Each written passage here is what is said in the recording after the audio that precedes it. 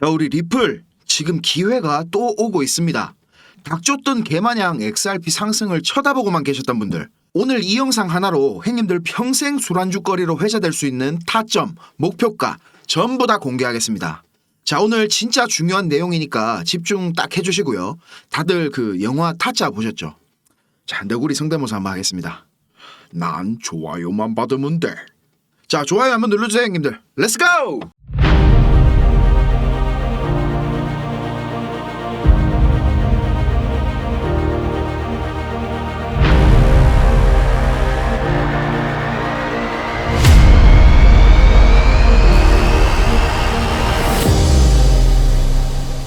자, 우리 리플과 블랙록에 관련된 루머들이 여기저기서 막 나오고 있습니다. 블랙록이 무려 9조 달러. 와, 우리 돈으로 환산하면 1경 2,700조 원이라는 말도 안 되는 금액이죠, 이거. 이 금액을 지금 리플에다가 투자하기 위해서 준비 중이다. 이런 루머가 돌고 있거든요. 블랙록과 JP모건이 이제 협력을 해가지고 XRP ETF를 출시할 거라는 거는 이제 뭐 기정사실화되고 있습니다만, 이렇게 리플에 9조 달러를 투자한다고 하니까 금액이 너무 이게 천문학적이라서 처음 딱 보니까 터무니없다 이런 생각이 먼저 들긴 했습니다. 비트코인 시총의 4배가 넘는 금액을 리플에다가 쏟아붓는다고 하는 거죠. 자, 그러면 뭐 지금 XRP 갖고 있는 사람들은 전원 졸업이라고 봐야 되는 겁니다. 그런데 가만히 생각해보면 이 RWA 시장 있죠, 실물자산 토큰화 시장. 이 시장이 대략 한 1000조 달러 시장이라는 통계가 있거든요. 이런 점에서 볼 때 이 9조 달러, 이거 충분히 가능하고 남는 수치겠구나 이런 생각이 드니까 이게 정말 좀 현실로 다가오면 좋겠다라는 생각도 듭니다. 자, 그리고 오늘 정말 역사적인 날입니다. 그죠? 비트코인 가격이 드디어 100K, 10만 달러를 돌파했습니다. 자, 이제 정말 천장이 없어졌고 과연 어디까지 비트코인이 랠리를 펼칠지 여기저기서 장밋빛 전망들이 이어지고 있는데요. 자, 이럴 때 제가 한마디 딱 드리겠습니다. 확실하게. 조정 반드시 옵니다. 아무리 상승 사이클의 한가운데 있다고 해도 마이너스 20%, 막 마이너스 30%, 우리가 생각지도 못한 이슈가 반드시 한번 터질 거거든요. 그런 기회를 잡아야 돈을 버는 거니까 제가 우리 형님들한테 항상 현금 비중을 강조드리는 겁니다. 포지션이 없는 것도 포지션입니다. 아시겠죠? 자, 제가 조정이 나올 수밖에 없는 이유, 요 며칠 동안 여러 가지를 뭐 설명드렸었는데요. 그 중에서도 요 비트코인 옵션 미결지 약정을 보면 왜 가격이 내릴 수밖에 없는지 바로 알 수 있습니다. 이 작년 9월부터 데리비트 거래소의 미결지 약정이 거의 뭐 이게 예언이다 이렇게 불러도 될 정도로 앞으로의 비트코인 움직임을 거의 정확하게 알 수 있는 지표로 지금 활용이 되고 있거든요. 보시면 지금 비트코인 가격을 이 100K, 요 10만 달러 기준으로 135K까지 이렇게 옵션 미결지 약정들이 엄청나게 쌓여 있습니다. 여기 보시면 이제 최대 거tum 가격, 맥스페인 프라이스가 8만 달러라고 나와 있죠. 비트코인 가격이 12월 31일까지 여기 10만 불을 딱 못 넘기면 여기 나와 있는 이 상승 쪽으로 베팅된 옵션 물량들이 엄청나게 손실을 입게 됩니다. 그러면 당연히 이 돈을 다 벌어가는 쪽도 생기겠죠. 그렇기 때문에 비트코인 가격이 10만 달러, 요 100K가 정말 중요한 가격이다라고 제가 말씀을 드리는 거고요. 자, 이번에도 과연 이 데리비트 거래소의 옵션 미결지 약정이 시장을 정확하게 예측할 수 있을지 한번 지켜보도록 하겠습니다. 자, 그리고 미국의 유명한 재무 전문가 우리 린다 존스 누나죠. 요 누나가 트위터에다가 이제 XRP를 언급을 했는데요. XRP는 밈코인이 아니다. XRP는 일반적인 암호화폐가 아니다. 지금 XRP를 갖다 팔아버리는 거는 버크셔 해서웨이 주식을 초창기 때 파는 거나 마찬가지다. 당신에게 필요한 것은 인내심이다. 말 멋집니다. 그죠? 요런 말을 했거든요. 저도 지금 이 말에 전적으로 동의하고 정말 우리 XRP가 미래금융의 핵심이 될 거라고 생각을 하는데요. 지금 우리 리플 갖고 계신 분들은 가격이 막 이래 오르니까 이걸 지금 팔아야 되나 말아야 되나 오히려 가격이 빌빌거릴 때보다 더 고민이 많으실 거예요. 자, 그런 분들을 위해서 제가 다시 한번 기술적 관점에서의 리플 목표가를 한번 상기시켜 드리겠습니다. 자, 우리 리플 1차 목표가 제가 얼마라고 그랬습니까? 11달러입니다. 11달러. 원화로 15,000원 이상은 이미 확정적으로 오를 수밖에 없다는 겁니다. 자, 이미 요 시나리오 아시는 형님들은 좀 지겨우실 수도 있겠지만 모르는 형님들 분명히 계실 거니까 제가 다시 한번 설명드릴게요. 우리 리플은 2018년도 초부터 이렇게 삼각수렴의 형태를 보이면서 거의 7년이라는 시간 동안 답답한 가격을 보여줬습니다. 드디어 이렇게 2달러를 훌쩍 넘기는 의미 있는 가격 돌파를 해주고 본격적인 상승 준비를 하고 있는 건데요. 자, 리플 상승은 아직 겨우 시작 단계일 뿐입니다. 지금 겨우 이런 가격에 만족하시면 안 돼요. 자, 이게 무슨 말이고 하시는 분들 계실 거니까 다시 한번 정리해 드릴게요. 자, 여기가 이제 삼각수렴 꼭지점이죠. 요 꼭지점까지 계속 수렴하면서 기들어가는 거, 이거 뭐라 했습니까? 꼭지점 근처에서는 이렇게 정체된 것 같은 움직임을 보여준 삼각형, 바로 무제한 삼각형입니다. 자, 이 무제한 삼각형이 왜 무제한이냐? 삼각 수렴이 이제 끝나고 분출하는 범위에도 제한이 없고, 그리고 삼각형이 나올 수 있는 위치에도 제한이 없다. 그래서 무제한 삼각형입니다. 자, 제일 중요한 분출 범위. 자, 요래 생긴 일반적인 수렴형 삼각형들은 제일 긴 내부 파동의 75%에서 125%까지만 분출이 일어난다 그랬죠. 자, 근데 이런 무제한 삼각형은 어떻다고 했습니까? 삼각형 내부 파동 중에 가장 긴 파동, 요 A파겠죠. 여기서는 A파 길이만큼 올라갔다가 그런 다음에 이제 어느 정도 되돌림이나 기간 조정을 주고 다시 알 수 없는 만큼 재분출을 한다 그랬죠. 자, 이 말인 즉슨 요 제일 긴 내부 파동, 요 길이만큼은 확정적으로 올라간다는 뜻이 됩니다. 맞죠? 그래서 이렇게 피보나치 꺼서 계산해보면 1차 목표가 11.12달러, 원화로 15,000원은 무조건 도달할 수밖에 없다, 이런 얘기입니다. 제가 이렇게 간단하게 얘기하는 것 같지만 저도 나름대로 머리 싸매고 분석해서 얻은 결과니까 이렇게 자신있게 말씀드릴 수 있는 거고요. 제가 뭐 아무 근거도 없이 리플 15,000원 갈 거예요 이러면 뭐 그냥 미친놈 소리나 듣고 있겠죠. 근데 딱 근거가 있다는 겁니다 지금.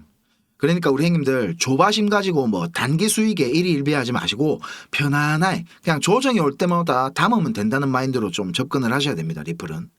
지금 이런 구간에서 근데 뭐 한락하지 마세요. 아시겠죠? 자, 그리고 지금 우리 리플을 신규 매수나 추가로 더 담으시려는 분들을 위해서 공부방에서 제가 더 디테일하게 분석해 놓긴 했지만 유튜브에서도 간단하게 공유해 드릴게요.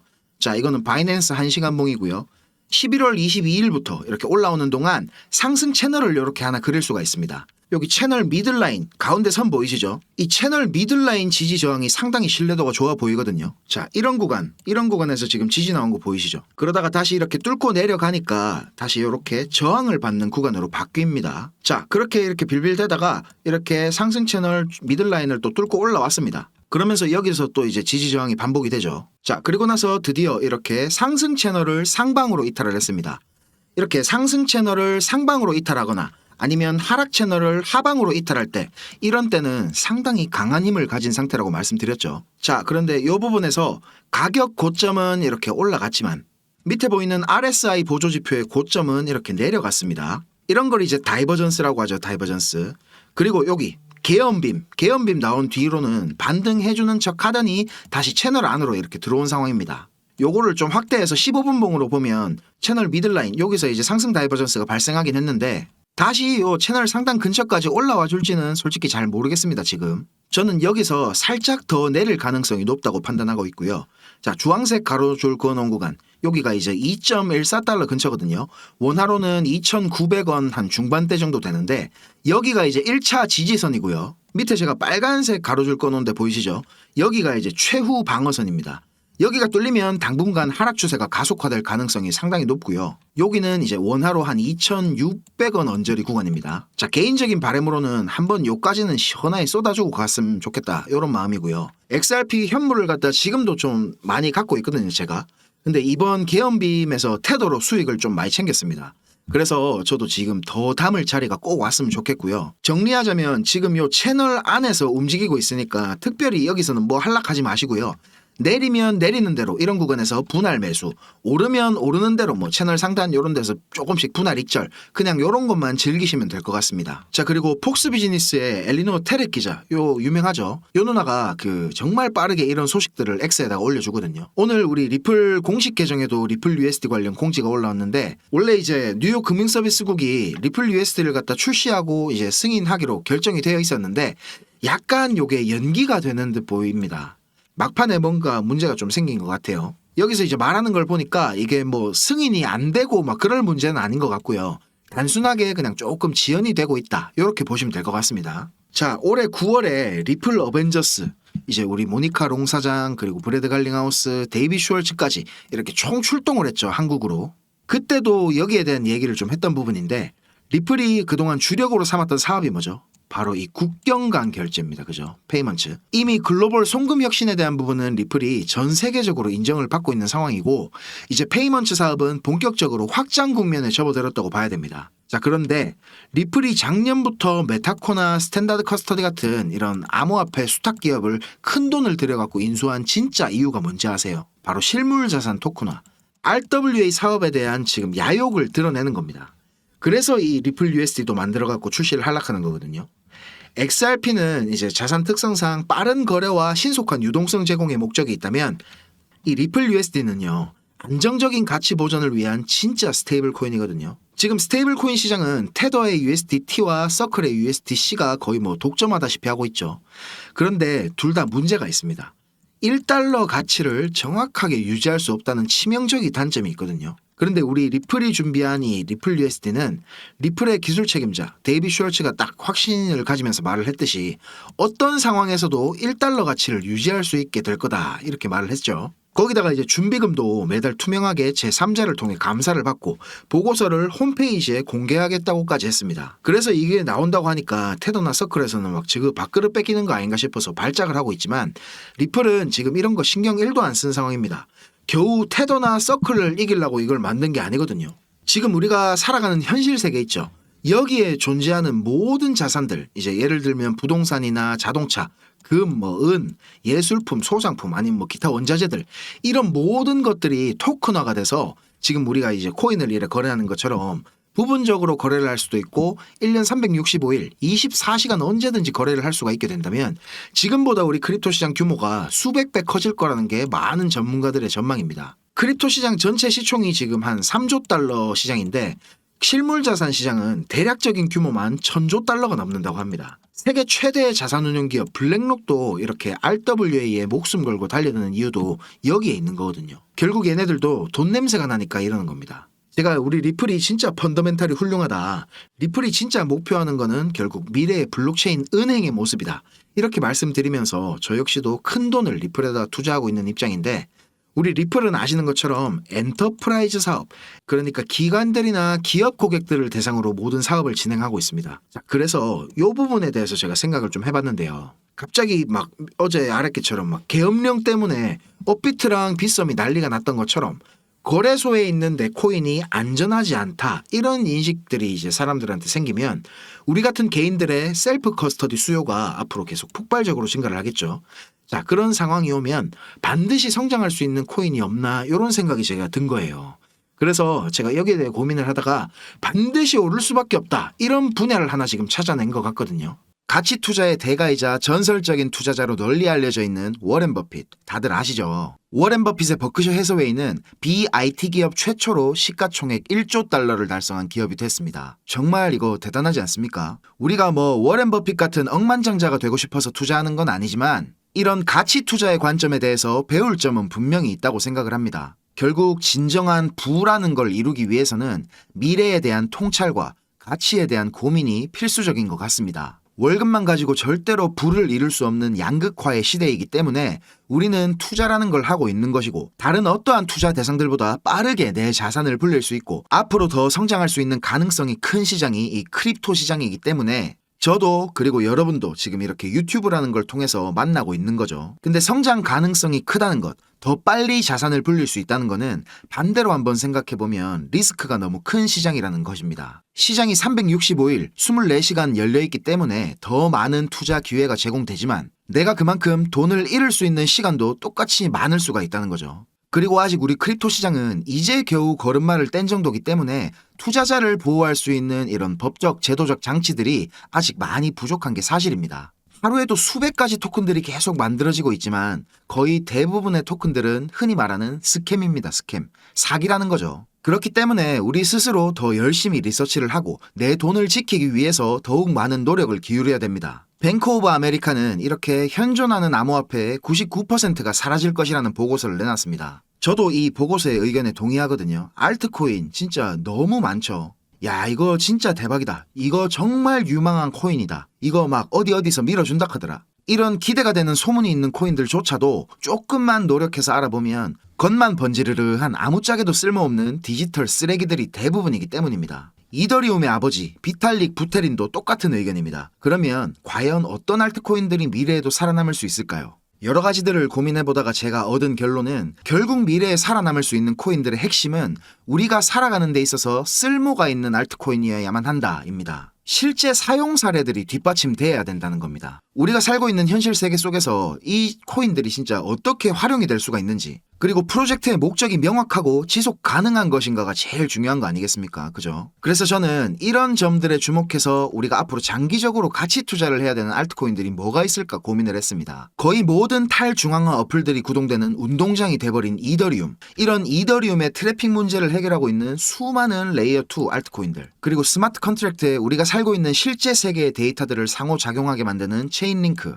아니면 빠르고 저렴한 국경 간 결제를 위해 태어난 리플, 또 아프리카 대륙 전체를 블록체인화하겠다는 카르다노나 제품이 원산지부터 소비자에게 도달하기까지의 모든 과정을 투명하게 하겠다고 나온 이 비체인, 이렇게 목적이 명확하고 쓸모가 있는 코인들만 살아남을 거라는 건 분명합니다. 그렇죠? 그런데 제가 이렇게 고민을 하다가 뜻밖의 결론에 도달을 했습니다. 어떠한 훌륭한 프로젝트의 코인이라도 결국 이렇게 해킹이 되면 끝 아닌가? 블록체인의 구성 요소 중에 제일 중요한 게 바로 이 투명성이죠.